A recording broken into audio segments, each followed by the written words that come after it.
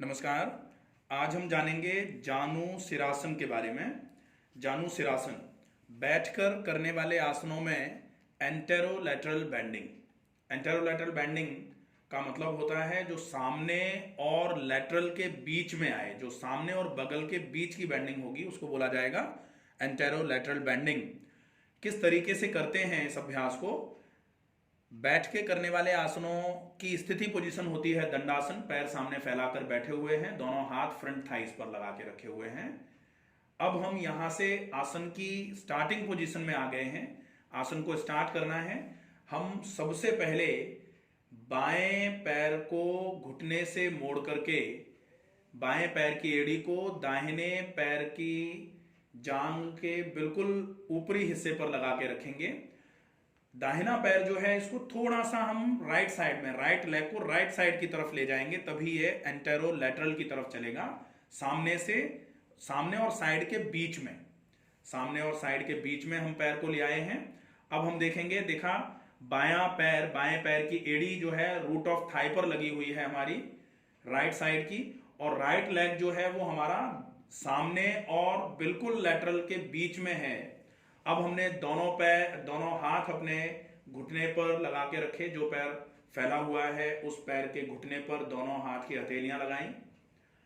अब श्वास को भरते हुए दोनों हाथों को उठाना है। श्वास भरते हुए दोनों हाथ उठाए, बैकवर्ड बेंड किया पीछे की तरफ, और अब श्वास को छोड़ते हुए लोअर बैक से पेट को पूरा दबाते हुए धीरे धीरे धीरे धीरे करके आगे की तरफ आएंगे। जैसे जैसे हम पेट को दबाते जाएंगे आगे बढ़ते जाएंगे, पेट को दबाते जाएंगे आगे बढ़ते जाएंगे। दोनों हाथ हमारे पैर के पंजे पर लगे हुए हैं और अब हम यहां रुकेंगे। आसन के लिए चूंकि विशेष 4 चीजें होती हैं। पहला है स्लोलीनेस। आप आसन को बहुत जल्दी में नहीं कर सकते हैं। आसन बहुत स्लो गोइंग प्रोसेस में जाना है आसन में, और आसन से वापस भी बहुत धीरे धीरे आना होता है। दूसरा होता है स्टीडीनेस। स्टीडीनेस का मतलब है आप आसन में पहुंच करके बिल्कुल स्थिर होकर के रुकें जब आप आसन के फाइनल पोज को अटेन कर चुके हैं। अभी जब तक फाइनल पोज अटेन नहीं किया हुआ है तब तक आप श्वास भरेंगे, पेट को फुलाएंगे, श्वास को छोड़ेंगे, पेट को दबाएंगे और पेट को पूरा बिल्कुल पिचकाते हुए कमर से थोड़ा और आगे आते जाएंगे, और कमर से तब तक आगे आएंगे जब तक हमारा एंटीरियर एब्डोमिनल वॉल जो है, दीवार जो है आमाशय की, पेट की जो दीवार है वो हमारी थाई पर टच नहीं होने लग जाती है, और हमारी चिन जो है वो घुटने के नीचे जो सिन बोन होती है, जो टिबियल ट्यूबरोसिटी होती है, वहां पर हमारी चिन लगनी चाहिए। जब तक हम इस पर नहीं आ जाते हैं तब तक हम लगातार श्वास को छोड़ते समय पेट को दबाते हुए आगे बढ़ने का प्रयास करते रहेंगे। ये प्रयास बहुत धीरे धीरे होगा, एक दिन में ही सारा अचीव करने का प्रयास नहीं करना है। तीसरी चीज आती है ब्रीदिंग कंसंट्रेशन। तो जब आप आसन में पहुंच जाएंगे वहां आप पूरा का पूरा ध्यान श्वसन के पैटर्न पर रखेंगे, पूरा का पूरा ध्यान श्वास की प्रक्रिया पर रखेंगे। धीरे से इस तरफ राइट साइड से हमने जानु सिरासन किया है। अब हम कैसे वापस आएंगे? श्वास को भरते हुए धीरे धीरे दोनों हाथों को उठाते हुए पूरा पीछे की तरफ ले जाना है, बैकवर्ड बेंड देना है, और श्वास छोड़ते हुए हाथ धीरे धीरे करके नीचे लेके आने हैं। अब हम दूसरी तरफ इस आसन का अभ्यास करेंगे। दूसरी तरफ आसन का अभ्यास करने के लिए दोनों पैर मिला के रखें। अब हमने दाहिने पैर को घुटने से मोड़ करके दाहिने पैर की एड़ी को बाएं पैर की रूट ऑफ थाई पर लगाया, और बायां पैर हमारा जो है सामने और बगल के बीच में आ जाएगा, एंटेरोलैटरल पोजीशन पे आ जाएगा। अब हमने दोनों हाथ बाएं पैर के घुटने पर रखे हुए हैं। श्वास भरते हुए दोनों हाथों को हमें उठाना है। स्लोलीनेस, हमें स्लोलीनेस का फॉलोअप करना है। बिल्कुल धीरे धीरे हाथ श्वास को भरते हुए उठाए हैं और श्वास को छोड़ते हुए धीरे धीरे करके हाथ आगे आएंगे। ये होगी स्लोलीनेस, फर्स्ट पॉइंट ऑफ कंसंट्रेशन जिस पे हमें सबसे ज्यादा फोकस करना है, स्लोलीनेस। दूसरे नंबर पर आता है स्टीडीनेस। अब हम आसन में जहां आ गए हैं वहां रुक जाएंगे, बिल्कुल हिलना डुलना नहीं है। जितना रुक सकते हैं उतना इस आसन में रुकेंगे। रुकते समय यह ध्यान रहेगा कि श्वसन की दर जो है वो सामान्य चलती रहेगी। श्वास को रोक के आपको नहीं बैठना है।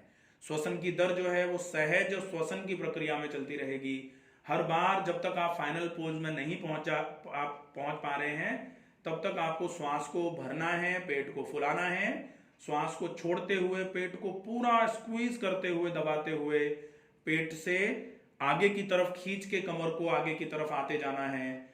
बिल्कुल धीरे धीरे धीरे धीरे करके आपकी एंटीरियर एब्डोमिनल वॉल जो है वो आपकी थाई मसल्स पर लग जाए, तब तक आपको इस प्रक्रिया को दोहराना है। ये हो जाएगा स्टीडीनेस।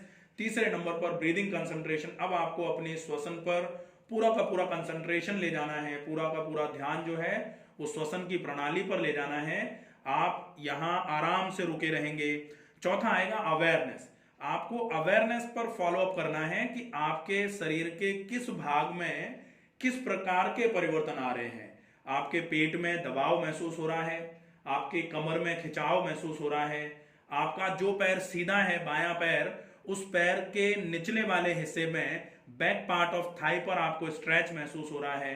जो पैर आपने घुटने से मोड़ रखा है उस पैर के बैक मसल्स पर, उस पैर के हैमस्ट्रिंग्स पर खिंचाव आ रहा है। ये आपको पूरा का पूरा ध्यान लगा करके महसूस करने का प्रयास करना है। इसको बोला जाएगा अवेयरनेस।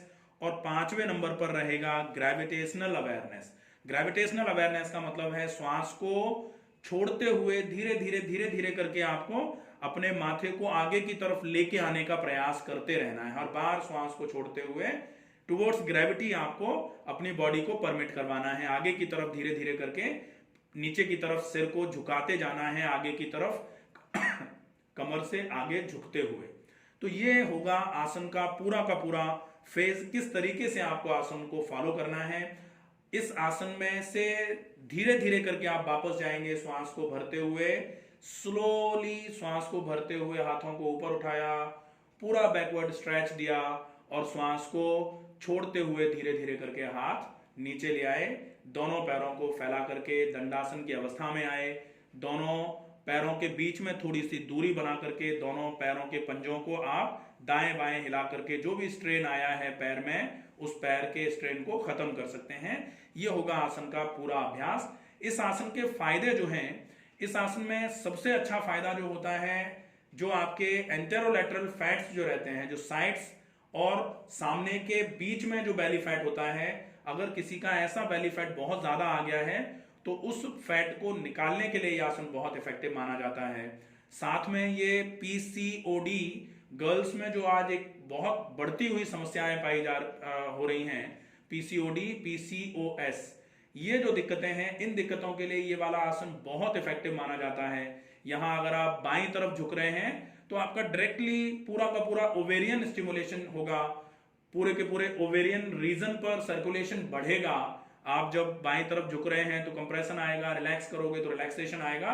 तो इंटरनल ऑर्गन्स पर जो आपके लेफ्ट साइड में इलियक फोसा है, आपका जो आपका इलियक रीजन है, लेफ्ट इलियक रीजन जो बोला जाता है, उस पर पूरे के पूरे रीजन पर ब्लड सर्कुलेशन बढ़ेगा, बहुत अच्छा फायदा होने वाला होता है।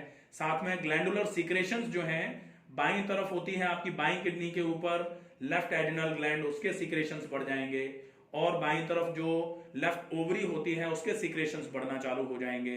साथ में ये बाईं तरफ पैनक्रियाज भी होती है, तो पैनक्रियाटिक स्टिमुलेशन को भी कराने का काम करेगा।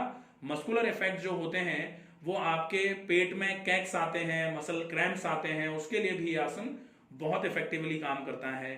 साथ में दाईं तरफ लोअर बैक में जो फ्लैप्स आते हैं, लोअर बैक के बहुत सारे फ्लैप्स रहते हैं, बहुत सारा फैट एक्यूमुलेट होता है, तो बाईं तरफ अगर आप फॉरवर्ड बेंड कर रहे हैं, एंटेरोलैटरल बेंड कर रहे हैं, तो दाईं तरफ का आपका बैक का जो हिस्सा है वहां से इंचेस कम होना चालू होंगे। ये बहुत इफेक्टिवली आपके काम में आता है। साथ में श्वसन से संबंधित समस्याओं में भी इस आसन का फायदा होता है, क्योंकि पेट दबता है तो फेफड़े पर स्क्वीजिंग इफेक्ट आता है। फेफड़े पर जितना स्क्वीजिंग इफेक्ट आएगा, जब आप आसन से वापस जाओगे तो फेफड़े रिलैक्स होंगे। तो फेफड़े पहले कॉन्ट्रैक्ट हो रहे हैं, बाद में आसन को रिलीज करते समय रिलैक्स हो रहे हैं, तो फेफड़ों पर भी इंटरनल मसाजिंग का इफेक्ट मिलेगा। ये आपके पल्मोनरी रीजन पे जो भी वीकनेस रहती है या पल्मोनरी डिसऑर्डर्स जो भी रहते हैं, ब्रोंकियल डिसऑर्डर्स जो भी रहते हैं, उन सारी समस्याओं में बहुत इफेक्टिवली काम करेगा। एंडली ये आसन आपके फेशियल एक्नेज होते हैं अगर बहुत ज्यादा, उसमें भी बहुत अच्छा काम करता है। फेशियल ग्लो बढ़ाने के लिए भी बहुत इफेक्टिवली ये आसन काम करेगा। तो यह आसन का इफेक्ट है, कब कब इस आसन को करना चाहिए, क्या क्या इसके फायदे होते हैं। केवल एक चीज का ध्यान रखना है, अगर आपके कमर में बहुत ज्यादा दर्द है तो फिर इस आसन को आपको थोड़े समय के लिए अवॉइड करना चाहिए। आशा है ये वीडियो आपको समझ में आया होगा। अगर इस आसन से संबंधित कोई भी क्वेरी आपकी रह जाती है तो प्लीज कमेंट बॉक्स में अपनी क्वेरी को लिख करके आप पूछ सकते हैं, आपकी समस्या का समाधान किया जाएगा। तब तक के लिए स्वस्थ रहें, सुरक्षित रहें। नमस्कार।